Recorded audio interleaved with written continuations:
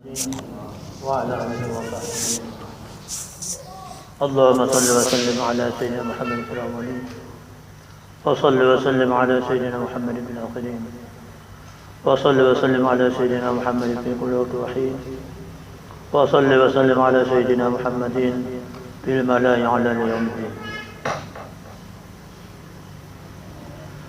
رب اشرح لي صدري ويسر لي أمري والعقدة من لساني يفقهوا قولي لا حول ولا قوة إلا بالله العظيم. Assalamualaikum warahmatullahi wabarakatuh.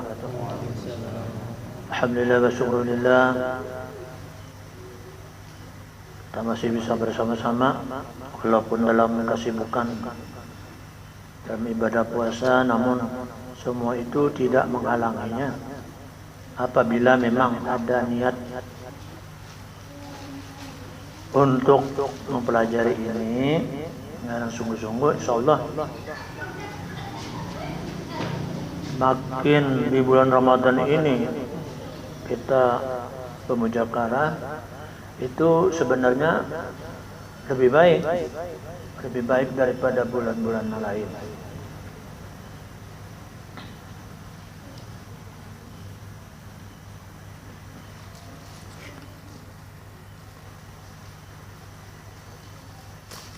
Menurut pengertian beliau, tiada didapat mengeluarkan keinginan, karena dapat keinginan itu keluar daripada hati, melainkan takut yang tiada dapat tetap sertanya. Artinya, kalau ada ketetapan hati ini takwa kepada Allah Subhanahu wa Ta'ala, maka keinginan untuk sesuatu itu insya Allah akan tercapai. Asal modalnya itu kita sudah ada keinginan untuk itu. Atau rindu yang menyusah yang tiada soh sertanya tetap hati. Artinya kerinduan dan sebagainya itu semua ada di hati. Kalau rindu kepada Allah Subhanahu wa Ta'ala, insyaallah ibadahnya tambah bagus, tambah ditolong oleh Allah Subhanahu wa Ta'ala dengan petunjuknya. Beliau mengatakan bahwasanya syahwat yang tetap di dalam hati, artinya keinginan yang di luar atau lain daripada keinginan untuk mendekatkan diri kepada Allah, itu tiada mengeluarkan melainkan datang kuat yang mengerasi. Artinya niat hati, ketetapan itu ada untuk mengerasi, mengalahkan atasnya, mengalahkan nafsu tadi. Demikian itu ada kalanya takut yang tiada boleh tetap hati, atau rindu yang menyusah yang tiada boleh tetap hati, yaitu yang jadi daripada siddiqnya muhabbah, kebenaran dari kecintaan. Karena kalau seseorang beribadah dengan muhabbah, dengan kecintaan, sehingga kada terasa apa-apa, artinya kada terasa uyuh, kada terasa susah, dan kada berharap apa-apa, karena hanya kecintaan. Karena apa? Karena dengan kecintaan itulah yang bisa mengalahkan syahwat yang zalim di dalam hati kita. Karena kecintaan itulah kita bisa mengerjakan kewajiban dan rasanya ringan, itu ringan pada terasa. Tapi kalau kada didasari itu, apalagi bulan Ramadan yang puasa, tambah lagi kalau ibu-ibu kan baraguan macam segala. Tapi kalau kada modal hatinya untuk sungguh-sungguh untuk beribadah, ya macam-macam aja alasannya, uyulah, apalah. Padahal kalau orang betul-betul merasa di dirinya ini dalam pertolongan Allah semata-mata, mulai hidupnya, rezekinya, dalam pemeliharaan umurnya, dalam makam cinta itu belum seimbang dengan kecintaan Allah terhadap kita. Ada seimbang masih. Tapi ayolah, ikhlas mencintai barang, batas mencintai kepada Allah barang, supaya hati kita itu bisa lurus dan lain sebagainya. Sama aja perbuatan apa aja itu, kalau didasari kecintaan, insya Allah selesai.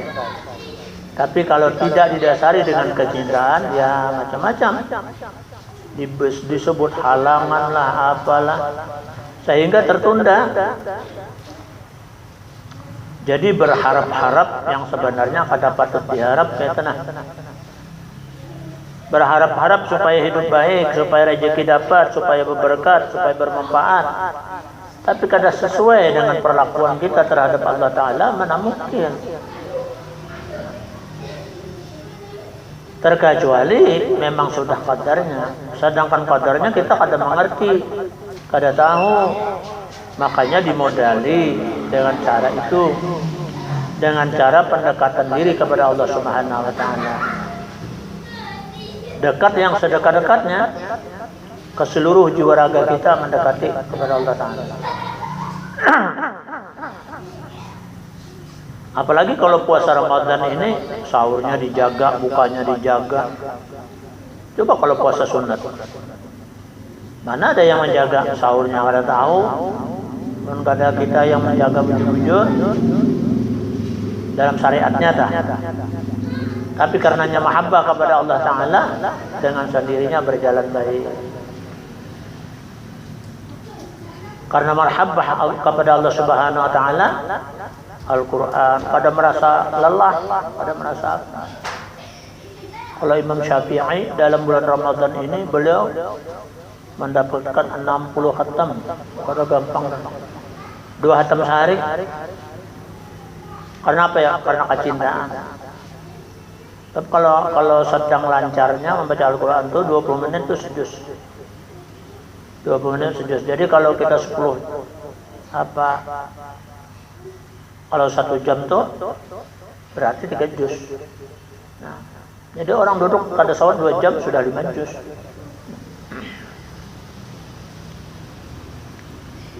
Kalau 5 juz dalam sekali duduk sehari itu mesti 1 khatam. Tapi dasarnya kecintaan. Sehingga kada merasa lapah duduk tuh, kada merasa mana. Ini mulai membaca Al-Quran sudah baganangan ini, baganangan itu, mengganang ini. Mana mungkin bisa selesai.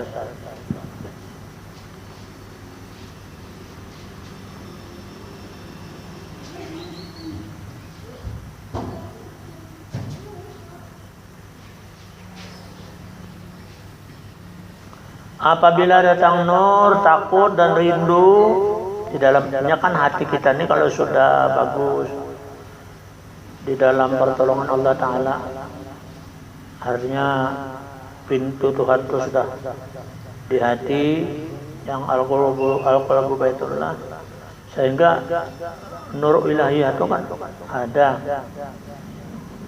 Hatinya itu senantiasa lawan Allah Ta'ala. Itu kada bisa dibuat-buat, terkecuali memang sesuai apa yang Allah berikan kepada kita, itu tentu sesuai dengan jalannya. Adapun yang kadangkala di luar daripada jalannya, itu Allah Ta'ala menampakkan kekuasaan dan kehendaknya.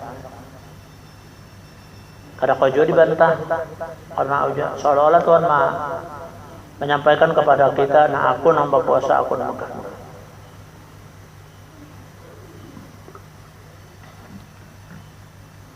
Tapi tarekat yang dimaksud di Al-Quran itu adalah jalan sesuai apa jalan kita, yang Allah timpakan kepada kita sehingga datanglah itu.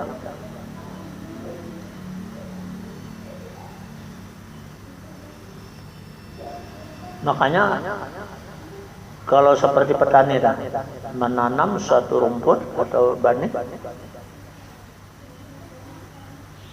pada tahu cagar berbuah kadang ada tahu. Tapi berkat pekerjaan dalam petunjuk Allah Ta'ala, kemauan yang diberikan oleh Allah Ta'ala, ya sedikit banyaknya. Artinya Sampai waktunya dia pasti akan panen. Nah demikian juga kita. Kalau kita menanam bujur-bujur sesuatu keinginan yang paling tidak rindu lawan Allah Ta'ala. Kayak apa mula hati kita supaya rindu lawan Allah?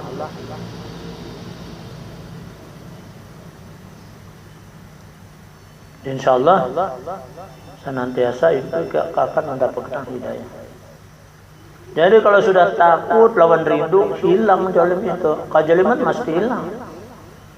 Jalim itu jaka ibarat satu mat baca ngantuk udah guring. Nah itu kayak apa hendak mengerti. Karena ada kesungguhan. Kalau kesungguhan, insyaallah salapah apapun, sauyuh apapun akan hilang uyuh itu karena kerinduan. Tapi karena ada kerinduan, maka orang uyuh yang datang. Nah, kadang-kadang kesempatan yang sangat mulia bulan ini tarawih, badarus, tarawihnya lalai, darusnya lalai. Nah, kenapa? Kada didasari dengan kerinduan, kada didasari dengan kecintaan. Jadi ujar di sini, kalau kita takwa kepada Allah, rindu kepada Allah, mesti hilang kejaliman itu. Dan bila mata hatinya, teranglah matanya. Apabila hatinya dengan Allah, maka teranglah matanya. Maka berolehlah ia petunjuk kepada hak Allah Ta'ala. Mana mungkin orang burin bisa dapat petunjuk? Nah, di dalam mujakarah ada waktunya. Tapi kalau sudah rame-rame godaan dunia, hakon aja jam 10, jam 11 duduk. Mana kalat mata, mana dosa kada terasa. Itu kan dosa kada terasa. Kayak kadang mungkin hidup tu aman, hidup tu nyaman, hidup tu lapang. Berusaha bermati-mati, berhimat-himat. Tapi kadang sesuai dengan ibadah yang ada pada dirinya, itu ibarat menanam sesuatu tanaman di tanah gersang. Jadi istilah bahasa tu karakap tumbuh di batu, mati segan, apa hidup segan, mati kada mau. Nah, kenapa? Karena yang datang itu ajab Allah Ta'ala aja. Hati rasa gelisah, pikiran kada tenang, was-was selalu datang. Akhirnya mati mendadak. Kalau ada persiapan dengan mati, dikiranya mati itu madang tuha, madang garing. Mati kada ada langganan itu, langganan mati itu ya mati. Tuha kanung kah, bila sampai waktunya mati. Sehat kah, sakit kah, kalau sudah waktunya pasti mati. Orang-orang yang beriman, orang-orang rindu kepada Allah Ta'ala, pasti akan mempersiapkan. Setiap hari dia siap untuk hal itu. Kenapa? Karena mau kada mau harus mati. Lalu orang yang beragama, orang yang percaya kepada Tuhan, tentu percaya kepada Al-Quran. Karena Al-Quran adalah petunjuk daripada Allah Ta'ala. Nah, tentu orang ini berusaha untuk takwa, lebih takwa lagi kepada Allah Ta'ala. Kenapa? Makanya mengganang mati itu disunahkan oleh Rasulullah supaya kita beringat-ingat. Tadi agak talalai sedikit. Nah, karena ingat mati lah kasto. Nah, kalau bisa mati aku aja. Kalau sampai ingat mati tapi kada kawal lakas juga, nah itu zalim tuh sudah orangnya zalim. Berat sudah itu ukurannya berat. Cuma karena kita kada tahu, ya berusahalah memperbaiki diri dan memperbaiki yang ampusikum alikum naroh, menjaga keluarga, anak bini dalam ketakwaan.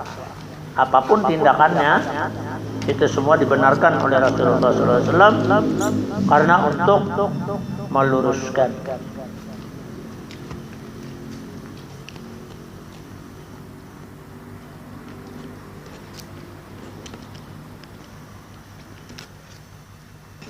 Kalau sudah matanya terang, insya Allah dia akan beroleh petunjuk kepada hak Allah Ta'ala yang sebenarnya.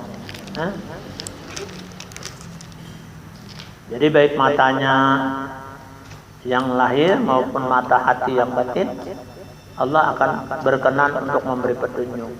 Ini catatan tulisan ajaran dari para sufi, daripada aulia Allah yang senantiasa semata-mata dalam petunjuk Allah Ta'ala.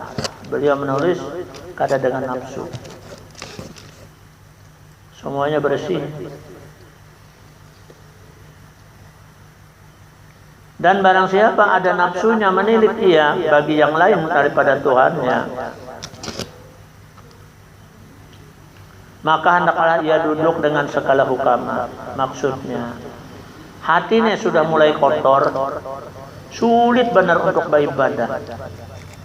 Karena salah satu tanda kekotoran hati itu adalah susah beribadah. Itu hatinya rigat. Kalau hatinya kada rigat, kada susah beribadah.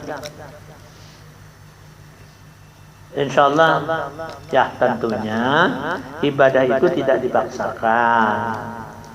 Nang mana kita bisa kerjakan, nang mana kita kada bisa ya istighfarlah.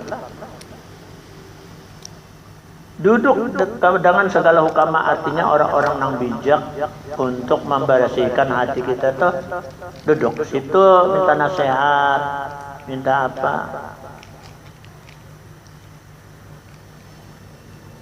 Namun tidak terlepas daripada yang terkandung rahasia Tuhan pada diri kita tadi. Jadi kalau aku dulu dinasihati beliau, kalau terasa hati itu kotor, ya sungguh-sungguhlah beristighfar, memohon kepada Tuhan. Kalau sudah mau memohon kepada Tuhan, mau beristighfar, insyaallah bersih aja jasiden. Istighfar itu penting setiap hari. Nah ini istighfar kada umpat, apa kada umpat, bertambah rigat hati. Siapa ya? Tapi kalau aku pribadi di rumah tangga itu karena kewajiban aja. Kalau soal nangku ampusikum ahlikum naro itu sudah lepas. Wallahu alam, hanya Allah yang tahu, kita kada mengerti apa-apa, cuma menjalankan apa yang diperintah Tuhan. Hasilnya adalah qadar dari Allah Ta'ala. Kadang-kadang manusia itu dipadahin kayak batu, modelnya kada masuk di akalnya, kada. Sulit sekali. Karena apa tadi? Karena menurut aulia Allah di sini ada kezaliman. Kezaliman antara lain tidak ada kerinduan dan tidak ada kemauan.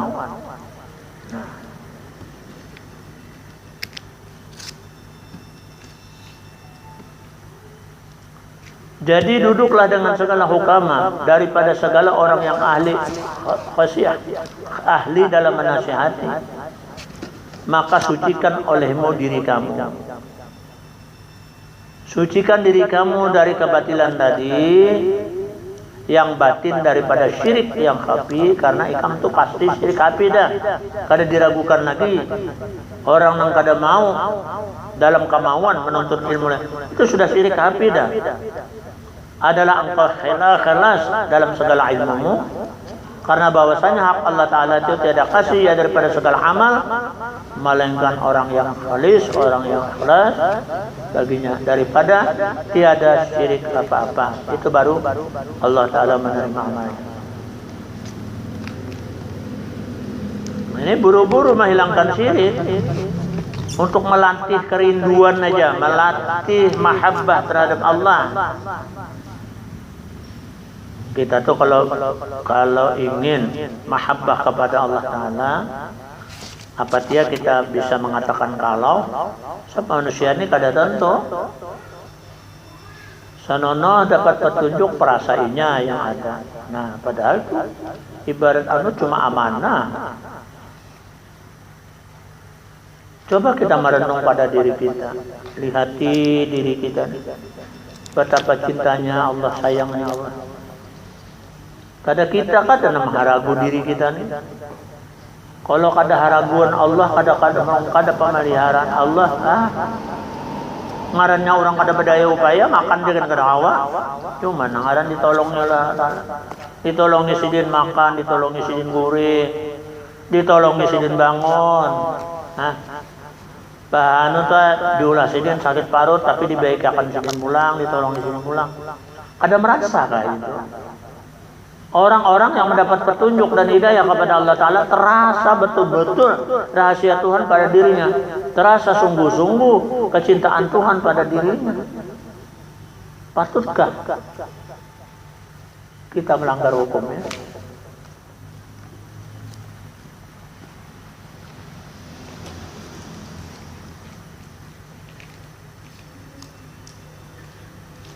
Orang hutan aja tak, binatang aja tak, mengerti arti disayang, mengerti benar arti disayang.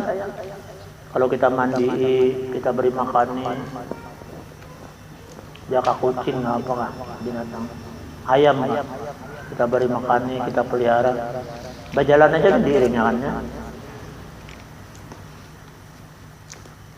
Binatang mengerti dengan kesayangan. Jadi pantas kalau manusia itu yang bagus itu memang lebih mulia daripada yang lain, seperti malaikat apalagi binatang. Tapi kalau manusia itu senantiasa kezaliman, itu hina daripada binatang.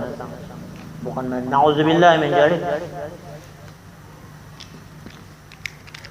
Kadang-kadang kalau aku berpikir, aku hanya sekadar melepaskan aja, melepaskan kewajiban,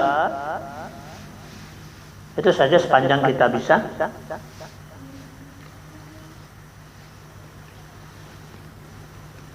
Aku sendiri belum tentu di mana, apakah aku merasa yang aku miliki ini milikku. Apakah aku merasa yang ada di wadahku ini titipan Tuhan? Tergantung kita. Kalau kita merasa diri kita ini titipan Allah, insya Allah kita pelihara baik-baik. Karena kalau kada kita pelihara titipan itu, nang ampun nang manitip mesti marah siapa. Tapi kalau kita merasa ampun kita milik kita, nah bisa sum'ah, bisa ujub, bisa sombong, bisa apa. Karena di diri kita adalah milik Allah. Yang dititipkan Allah kepada kita itu miliknya.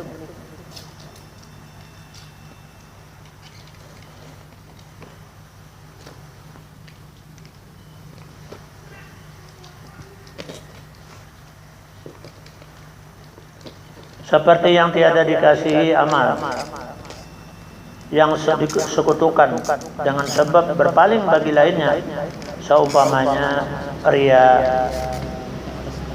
Seperti yang demikian ini itu tiada dikasihinya hati, kada mau kasih hati.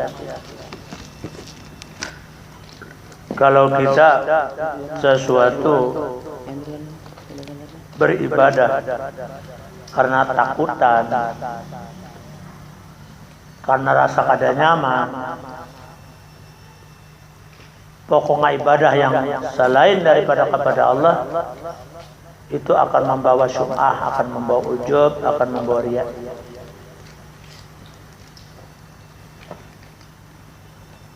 Makanya kita disuruh tafakkur, memikirkan kesayangan Tuhan, memikirkan yang ada pada diri kita. Sudahkah sesuai perintah Allah yang dilakukannya pada diri kita, ataukah kita hanya zalim semata-mata terhadap Allah? Karena kita kada tahu, ini bisa diperbaiki. Karena apabila kita mengingat di sana, insya Allah ada jalan untuk memperbaikinya. Tapi kalau manusia ini kada mau ingat ke sana, Ujar orang Bahari itu ngalih membuang batu di pelatar, ngalih membuang lagunya sudah dasar, mulai kanak-kanak sampai Tuhan. Dengarnya bengkok tetap bengkok. Nah cuma karena kewajiban kalau kita berkeluarga itu kita usahakan, karena itu hukumnya wajib.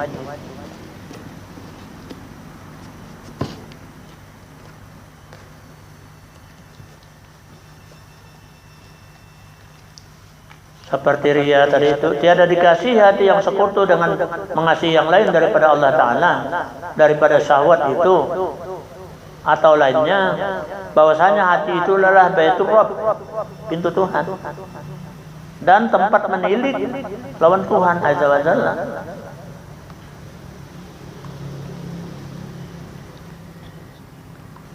Dan orang demikian benci ya apabila di luar dari itu.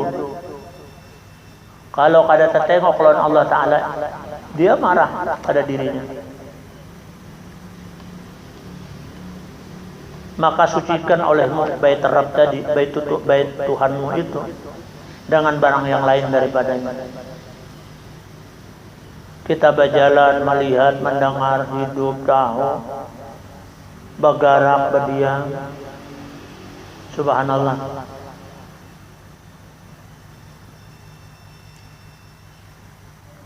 Jarang kampung ada pembalasnya tuh bang. Sekadar disuruh taat lawan sidin, sekadar menjauhi apa yang dilarang sidin, itu aja. Rezeki didatangkan, umur dijamin, perjalanan diselamatkan. Kada gampang.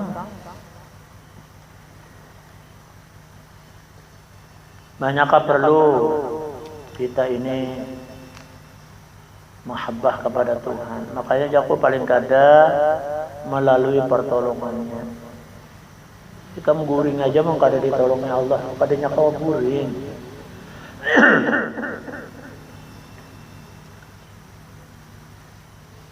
Jadi sucikan oleh kamu daripada najis syirik. Syirik itu adalah najis. Najis kayak apa? Kalau orang fikih, syarat sholat yang sah itu adalah suci badan, suci tempat, kan gitu toh? Nah, kalau bernajis badannya sholat, ada sah. Kalau bernajis tempatnya, ada sah. Selesaikan olehmu rahasia kamu. Di diri kamu tak ada rahasia Tuhan. Selesaikan. Tanya diri kamu, apakah kamu yang punya rahasia, apakah Tuhan yang punya rahasia? Kalau sudah engkau menjawab bahwa di dirimu rahasia Tuhan, berarti yang ada pada diri kamu adalah kezaliman semata-mata. Serahkan semuanya kepada Allah Ta'ala untuk melepaskan kezaliman. Julung lawan Allah Ta'ala semuanya supaya lepas dari kezaliman. Nauzubillah, kada gampang. Kalau dilihat kuburan tu pina nyaman-nyaman je pang pesak mesan dua buting, arwah si anu, arwah si anu, arwah si anu. Kalau nang hidup mesti kan ada arwahnya orang nyambat. Orangnya masih hidup. Si Anang maksudnya masih hidup adalah orang nyambat arwah Anang. Tapi kalau si Anang nang mati, arwah si Anang. Siapa di dunia nang hidup? Nang kada disambat arwahnya siapa? Lain pada Rasulullah SAW, kada ada orang menyambat arwah Muhammad, arwah Rasulullah. Berarti beliau masih hidup di diri kita. Subhanallah.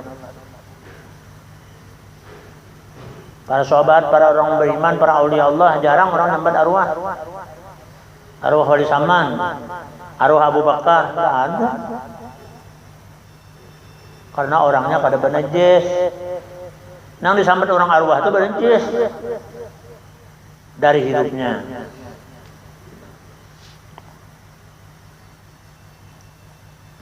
Itu satu contoh yang simpel aja. Bahkan apa? Anu tuh daripada orang arwah itu daripada adab benar aja sebujurnya. Orang-orang yang dibersihkan oleh Allah Ta'ala tidak ada arwahnya. Yang ada arwahnya ada di hadirat Allah Subhanahu Wa Ta'ala.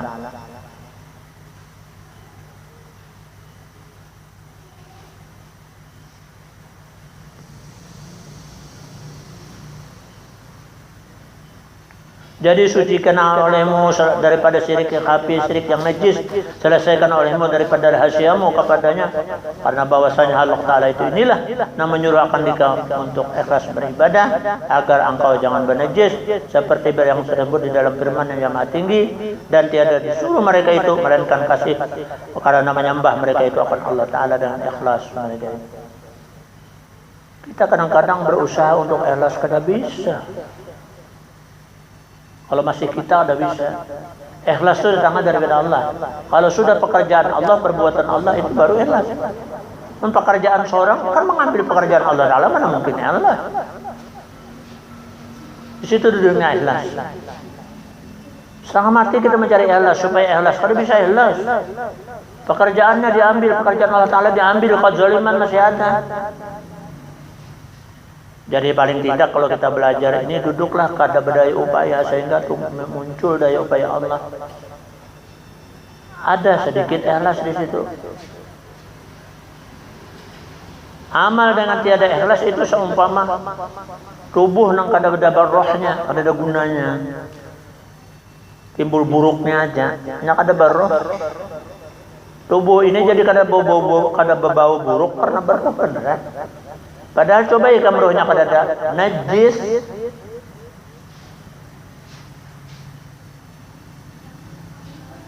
Karena manusia itu apabila kata dianruhnya maka matilah ia. Dan putuslah amalnya seperti yang demikian amal itu.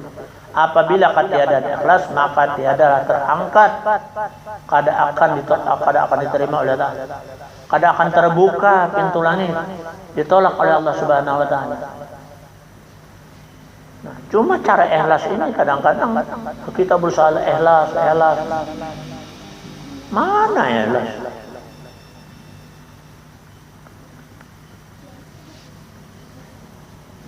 Orang kada berdaya upaya kawalah ikhlas. Coba dihurufakan. Dihurufakan kayak apa caranya? Kita menilik diri kita ini rahasia Tuhan. Kalau kekuasaan kehendak Allah Ta'ala, ilmu Allah Ta'ala, kalau demikian berarti yang berdaya upaya di diri kita ini adalah Allah Ta'ala.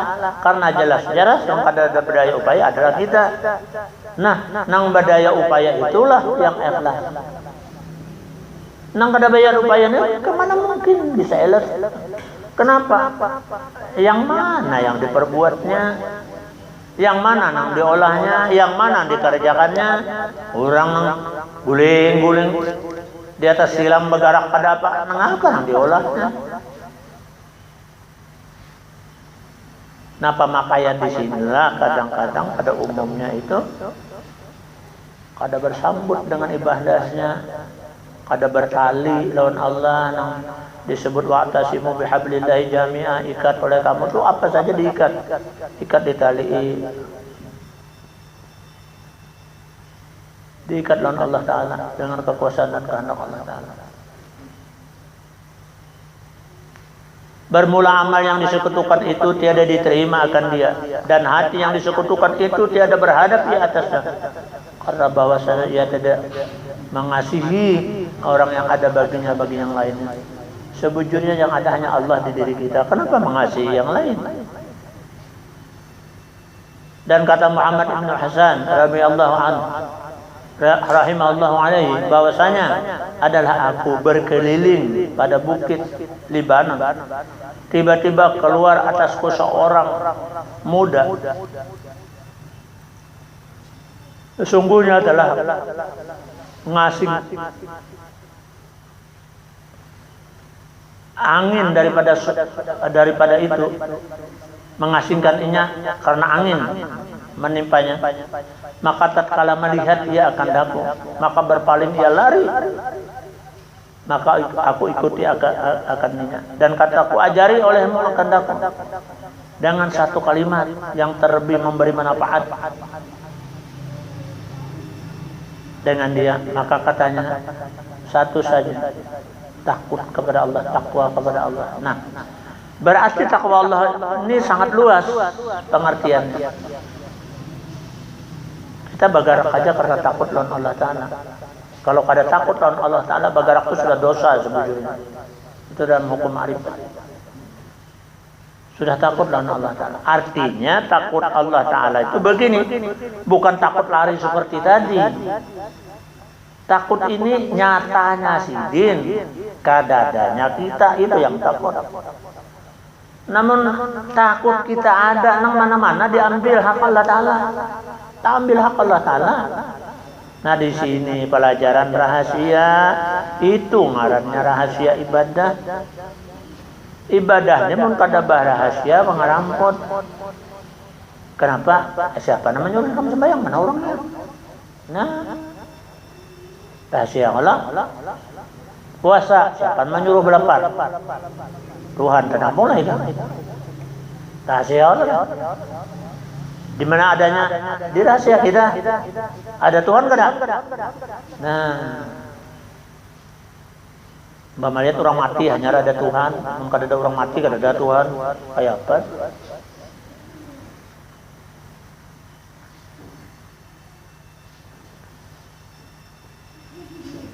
Takuti ilmu itu aja, maka bahwasanya terlebih sangat.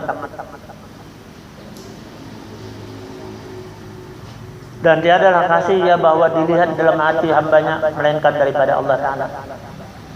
Dan adalah hak Allah Ta'ala itu tiada jahir ya melainkan bagi orang yang telah hapus rusumnya, hapus daripada segala di dirinya, gaib ya daripadanya. Nah, dan jadilah ya dengan tiada guna pada dirinya ini, hanya yang berguna hak Allah Ta'ala, baru ikhlas. Kalau kada kira-kira perlu dipertanyakan di mana garang ikhlasnya tak? Nah, jadi kalau ada manusia yang aku ikhlas saja, ya kira-kira mudah saja tuh.